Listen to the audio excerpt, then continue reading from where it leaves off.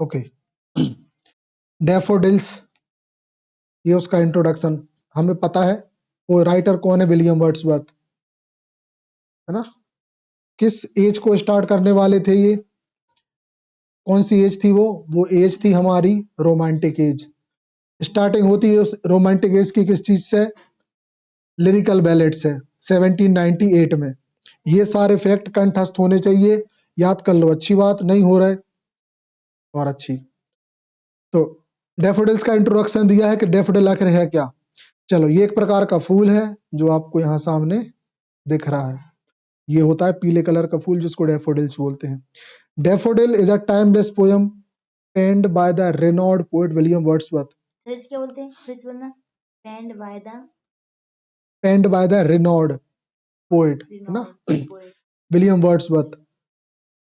ये जो पोयम है ना, विलियम वर्ड्सवर्थ द्वारा लिखी गई है, जो समय के साथ भी बूढ़ी नहीं हुई है, आज भी ये उतनी ही नई है। इट विविडली, यह विस्तृत रूप से, जीवंत रूप में, capture the essence of natural beauty and the emotional impact it can have on the human soul, है ना। ये जो है ये मानव की आत्मा और प्रकृति के इमोशनल संबंध को बताने वाली ये पोयम है। कल हमने बहुत अच्छे से पढ़ा है, बहुत इसकी गहराई से बता चुके, एकदम मन मस्त हो जाने वाली पोयम है ना।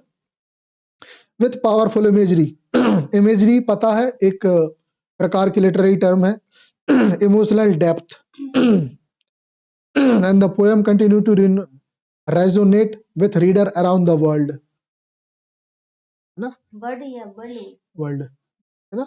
तो ये पूरी दुनिया भर के राइटर्स को, रीडर्स को ये जोड़ के रखती है ना, और उनके लिए पसंद है पूरी दुनिया भर के।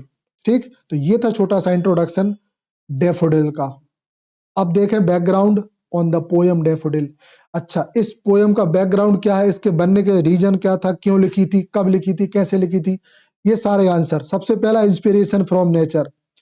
इस पोयम को लिखने का रीजन क्या था कि बंदे को, मतलब विलियम वर्ड्सवर्थ जी को, किससे इंस्पिरेशन मिली थी, नेचर से, है ना।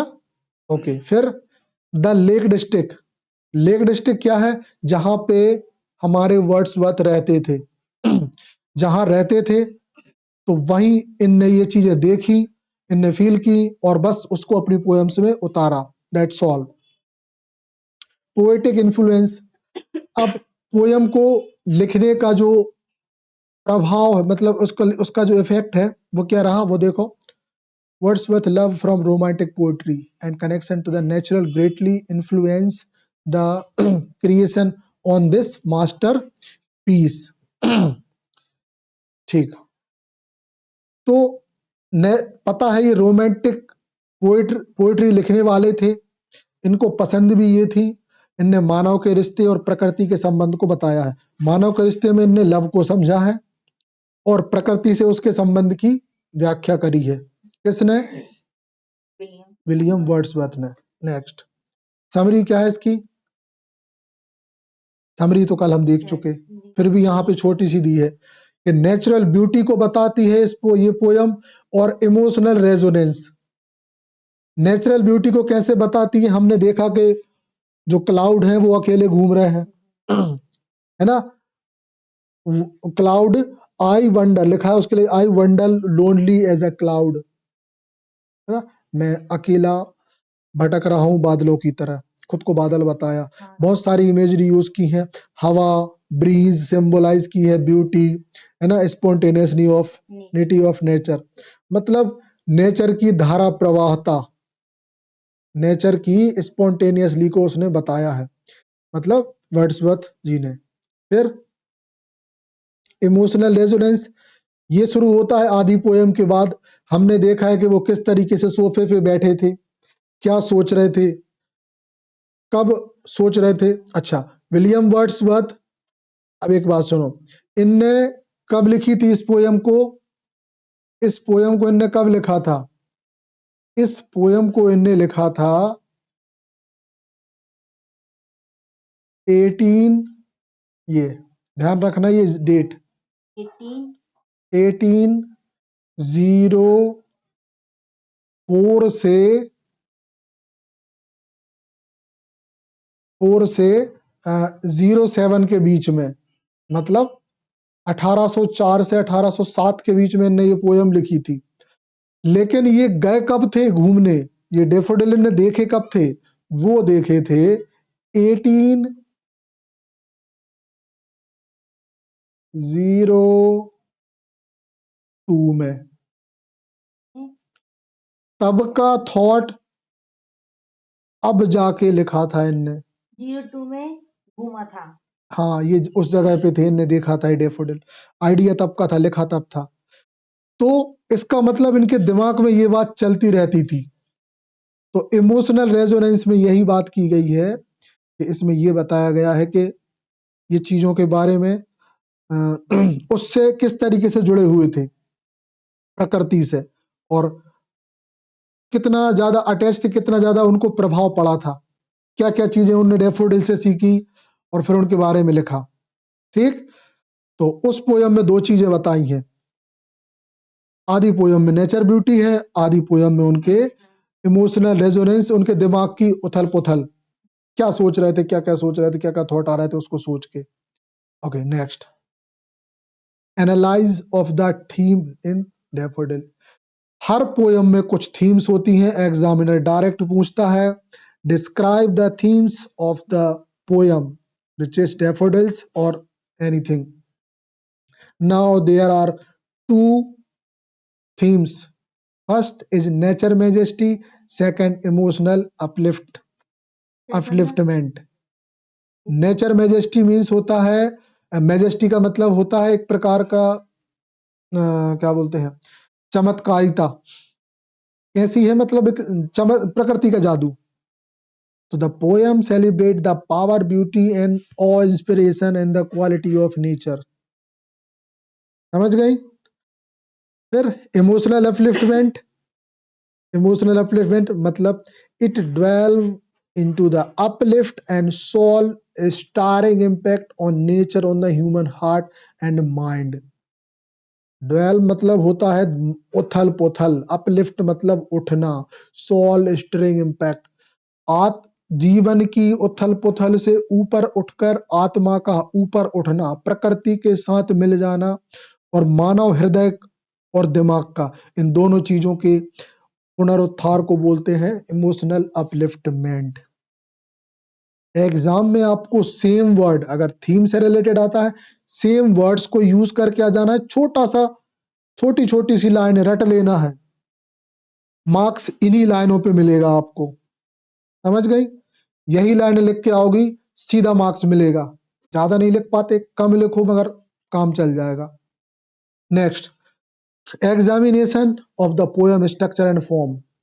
तो सीधी सी बात है, इस पोएम में 4 क्वार्टरेन है ना। 4 क्वार्टरेन का मतलब, क्वार्टरेन मतलब होता है 4-4 लाइनों का एक सेट। लेकिन हमें देखने में वो लाइनें दिखती हैं 6, लेकिन वास्तव में वो लाइनें 6 नहीं है, वो लाइनें 4-4 के सेट हैं। बिल्कुल, वो 6 लाइन का सेट नहीं है, क्योंकि लाइन खत्म होने पे फुल स्टॉप या कॉमा लगता है, जो कि उसमें नहीं है। ध्यान से देखोगी पोयम। हाँ, आ गई बात समझ में। तो जहां कॉमा या फुल स्टॉप है वो सेट गिन लो, 4 ही होंगे।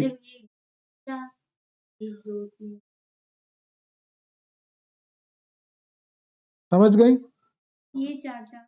हाँ, तो क्वार्टरेंस में लिखा हुआ है ये। चलो, सर इसमें 2 बिंदु हैं। हाँ, वही बात, वो अल्प विराम कहलाता है, हाइफन। देखें, पोयम का एनालाइज, जी हाँ, पोयम का एनालाइज भी एग्जाम में आता है। ये बहुत अच्छे से पता होना चाहिए, फर्स्ट टाइम दोगी समझ जाओगी स्ट्रक्चर क्या है। वर्ड पूछे जाते हैं, कितने वर्ड्स की है, 130 वर्ड काउंट है उसका टोटल, 130 वर्ड है। The poem is compose 4 line stanzas known as quatrain, creating a sense of rhyme and the regularity. ये पोयम की खासियत।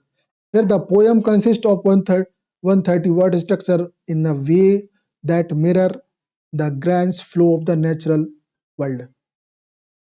है ना, मतलब 130 वर्ड का है और हमें इस आज की दुनिया की झलक दिखाता है ये पोयम। मतलब ये पोयम हमें आज की दुनिया की झलक दिखाती है। इसमें राइम भी है, रेगुलरिटी भी है, ये भी ध्यान रहे है ना। इसमें राइम है मतलब इसको गाया जा सकता है, राइम होने का मतलब है इसको गा सकते हैं। रेगुलरिटी मतलब कहीं लिंक नहीं टूटती। ठीक, next, discussion of the poem use of imagery. इस पोयम में कौन कौन सी इमेजरी यूज हुई है। Imagery is a literary term which is used most of the poems. तो दो इमेजरी यहां यूज हुई हैं। पहला है विविड डिस्क्रिप्शंस, और है ना, ये पहला विविड डिस्क्रिप्शन, और सेकंड है सेंसरी इमेजरी। तो विविड का मतलब होता है जीवंत, विविड का मतलब होता है जीवंत, डिस्क्रिप्शन मतलब होता है किसी भी चीज को एक्सप्लेन करना। तो Wordsworth skillful use of vivid imagery paint a captivating picture of the daffodils in the reader's mind। पढ़ने वाले के दिमाग में एक ऐसी इमेज को बंदा छाप देता है ना, जो कभी हटती नहीं है। मतलब रीडर्स माइंड, पढ़ने वाले के दिमाग में, रीडर्स के माइंड में। ठीक है, किस चीज की इमेज, डैफोडिल की। विविड जीवंत, पेंट बना देना, पेंट कर देना। कैप्टिविटी पिक्चर्स है ना, मतलब जो सक्षम पिक्चर होती है। Now the poem engage multiple sense, इसमें बहुत सारे सेंस निकलते हैं। ये एक सबसे स्ट्रॉन्ग चीज है जो आपको एग्जाम में सबसे ज्यादा ध्यान रखनी है। ये इनने बता दी, the poem engages multiple senses. इस पोयम के बहुत सारे सेंस निकलते हैं।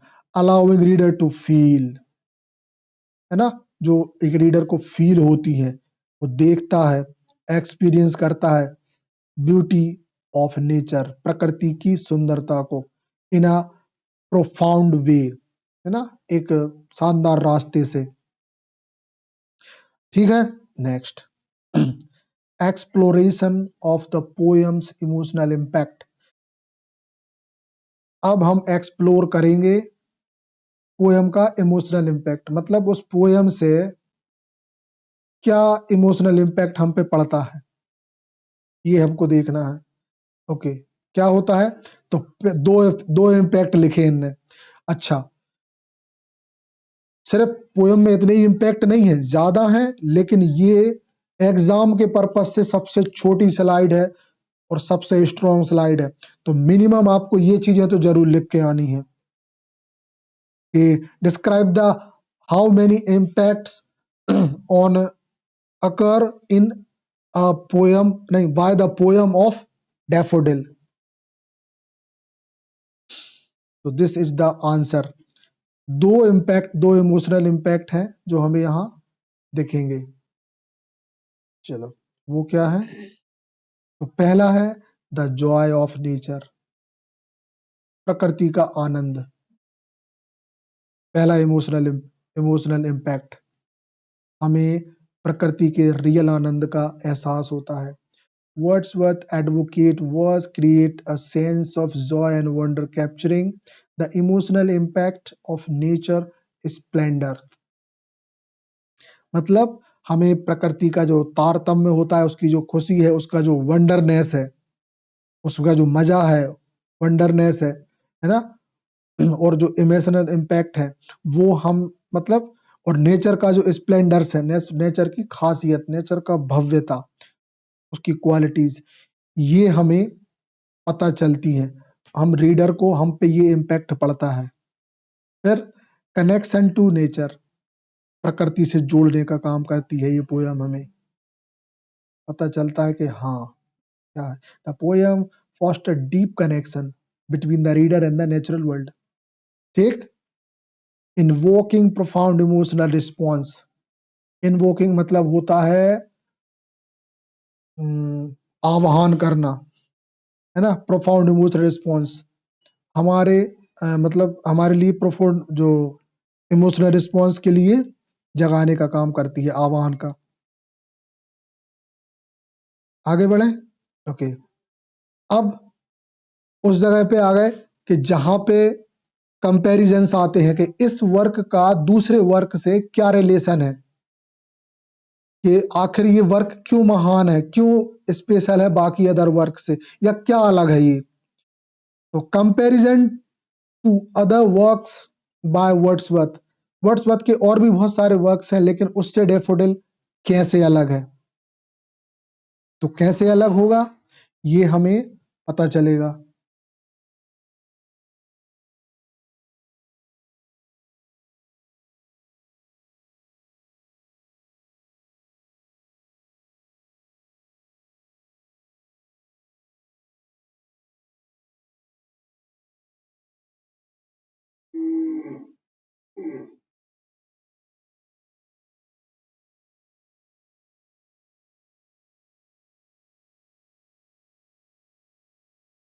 ओके, तो कैसे अलग है, तो इन इन तीन अर्थों में अलग है हमारी ये डैफोडिल पोयम वर्ड्सवर्थ के और अन्य वर्कों से।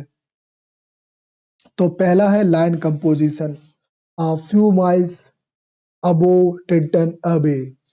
तो टिंटन अवे से हमारी डैफोडिल कैसे अलग है। टिंटन अवे एक पोयम है जो आपके नेक्स्ट ईयर आपके सिलेबस में आ जाएगी, शायद किसी और दूसरे फॉर्म में आए। टिंटन अवे विलियम वर्ड्सवर्थ की वो पोयम जो लिरिकल बैलेड में शामिल है। ओके, अब लिरिकल बैलेड में ये सबसे लास्ट पोयम है और मोस्ट आईएमपी। तो उस पोयम से ये डैफोडिल कैसे अलग है। This work similar to the daffodils. तो ये बात इन्होंने करी कि ये टिंटन अवे और डैफोडिल सिमिलर है, क्योंकि इसमें भी प्रकृति की बात की गई है ना। Sorry,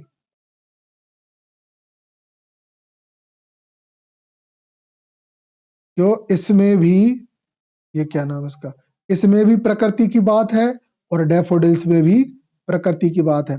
explore the power of nature and its emotional influence of the human psyche. मानव मनोविज्ञान पर प्रभाव डालती है ये दोनों ही पोयम, टिंटन अवे और डैफोडिल। नेक्स्ट है the world is too much with us, the world is too much with us. तो इन कॉन्ट्रास्ट टू डैफोडिल्स, मतलब ये पोयम डैफोडिल्स के बिल्कुल अलग अपोजिट है। The world is too much with अस एक पोयम का नाम है, एक पोयम का टाइटल है विलियम वर्ड्सवर्थ की। This poem delve into the disconnected between humanity and nature, depict in more sober tone. इसकी टोन भी अलग है डैफोडिल से, क्योंकि डैफोडिल नेचर को बताती है और ये मानव के रिलेशन को बताती है। ओके, डिस्कनेक्शन को, कि मानव इंसान अलग होता है तो क्या होता है। फिर I wandered lonely as a cloud. इस पोयम को हम एक नाम से जानते हैं और इस पोयम का नाम डैफोडिल्स ही है। ये डैफोडिल्स की ही बात की गई है। डैफोडिल्स का एक दूसरा नाम ये हो गया, ये डैफोडिल हो गया पहला नाम, है ना ये, और ये हो गया इसका दूसरा नाम। I wandered lonely as a cloud, इसका दूसरा नाम पूछा जाता है अक्सर। Also known as daffodil, ये लिखा है also known as daffodil. This alternate title reflect the essence of poem's connection of nature and its beauty. ये जो दूसरा नाम है ना, ये इस बात को दर्शाता है कि ये पोयम प्रकृति की सुंदरता से किस किस किस मायने में अलग है। तो हमें यहाँ पे तीन कंपैरिजन मिले हैं, एक खुद से ही कंपेयर भी हो गई, दो वर्क से हो गई। This is sufficient for us. Now influence and legacy of daffodils, उसका प्रभाव और उसकी उपयोगिता, लेगेसी। तो क्या है एंड्यूरिंग इंस्पिरेशन, एक ऐसी इंस्पिरेशन जो कभी खत्म नहीं होती, लगातार चलने वाली। इस पोयम को पढ़ के हर बंदे को एक ऐसी फीलिंग आती है कि जो एंडलेस है। मतलब इसको 150 साल पहले भी कोई पढ़ता तो वही इंपॉर्टेंस था, आज भी लोग पढ़ रहे हैं उसी इंपॉर्टेंस से। मतलब पिछले कई 500 सालों से, सॉरी 300 सालों से ये पोयम हमारे मार्केट में बनी है, 250-300 सालों से। तो ये इसकी enduring inspiration की वजह से। The poem impact portrays the nature continuous inspiration, artistic writer and the nature enthusiast across generation। मतलब जनरेशन के बाद जनरेशन आती रहेगी और वो लोगों को इसी तरह से ये पोयम प्रभावित करती रहेगी। फिर बात करते हैं कल्चरल इम्पैक्ट। सांस्कृतिक प्रभाव क्या है इस पोयम का? It is profound influence. It's evidence to artwork, music, and literature showcasing the enduring culture and significance। ये पोयम इन सारी चीजों के बारे में भी बात करती है और हमें प्रूफ देती है कि उस समय भी ऐसी चीजें थी। आर्ट वर्क था, म्यूजिक थी, लिटरेचर था। हमें इस पोयम से पता चलता है कि उस समय ये था। आगे देखें। अब यहाँ पे ये लास्ट स्लाइड है, conclusion and the final thought. Conclusion and final thought, उपसंहार और अंतिम विचार। Timeless relevance. टाइम रेलेवेंस मतलब होता है जिसका कोई अंत नहीं हो सकता, ऐसी संबद्धता। मतलब ये हमेशा इंसान से जुड़ी रहेगी और इंसान के जीवन से जुड़ी रहेगी। Just like that, the daffodils continue to captivate reader with its timeless theme, leaving a lasting impression on those who experience it worse। जिस बंदे ने इसकी लाइनों को महसूस किया है ना, उसके जीवन में मतलब लॉन्ग लास्टिंग प्रभाव पड़ा है इन चीजों का, जो कभी टाइमलेस, मतलब जीवन कभी भी, मतलब कभी खत्म ना होने वाली उसके माइंड में इमेजेस बनेगी। फिर nature influence, the poem verses reminder on the everlasting bond. बाद में उठा लेना। The everlasting bond, everlasting bond मतलब होता है कभी ना टूटने वाला बंधन बिटवीन मानव और प्रकृति के बीच में। ये पोयम हमें बताती है कि मानव और प्रकृति के बीच में कभी भी अंतर नहीं होगा। Echoing the sentiments of William Wordsworth, है ना। इकोइंग मतलब होता है गूंजना, आवाज का। हाँ, तो मतलब इकोइंग द सेंटिमेंट, इंसान की भावनाएं गुंजायमान होंगी ऑफ वर्ड्सवर्थ, मतलब वर्ड्सवर्थ की इस पोयम से हमारे मन में ये चीजें कभी लॉन्ग लास्टिंग रहेंगी, कभी खत्म नहीं होगी। तो ये था हमारी पोयम डैफोडिल्स का निचोड़, है ना। क्योंकि एग्जाम में एग्जैक्ट सेम पॉइंट्स आपको टीप के आने हैं, जो जो चीजें आपसे पूछी गई हैं। कम समय में स्मार्ट स्ट्रेटजी का तरीका बस यही है। अब उससे आंसर से मिलाते रहना, इसको मिक्स करके लिखाना। पूरा अगर लिख के आओगे तो ये 200 वर्ड्स की स्लाइड होगी लगभग, और सेपरेट आंसर पूछे तो 50-50 वर्ड के हिसाब से चीजें बन जाएंगी। ओके, इसी के साथ अपना ये लास्ट ओवर, ठीक।